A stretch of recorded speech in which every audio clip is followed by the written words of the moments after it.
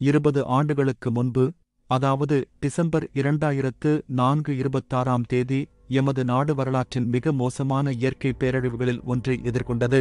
Sumatra கடலடியில் ஏற்பட்ட நிலநடுக்கத்தால் உருவான சுனாமி சிந்திக்கக்கூட நேரம் தராமல் கரையை கடந்து சென்றது. கட்டிடங்களின் உயரத்திற்கு இணையான அலைகள் கரையை தாக்கின. சிறிய கிராமங்களும் நகரங்களும் அழிந்தன. நிமிடங்களில் 35,000க்கும் மேற்பட்ட உயிர்கள் அழிந்தன. சுமார் 5 லட்சம் மக்கள் பாதிக்கப்பட்டனர். குடும்பங்கள் சிதறின, குழந்தைகள் அனாதைகளாயினர். முழு கிராமங்களே காணாமல் போயின. காலி, மாத்தறை மற்றும் மட்டக்களப்பு போன்ற கடலோர நகரங்கள் அலைகளால் கடுமையாக பாதிக்கப்பட்டன. பெரலோயாவில் ரயில் ஒன்று அலையில் சிக்கி அழிந்து ஒரே நேரத்தில் சுமார் 1700 உயிர்கள் பலியான சம்பவம் அனைவரின் மனதையும் உலுக்கியது. ஆனால் இலங்கை மக்கள் வலிமையானவர்கள்.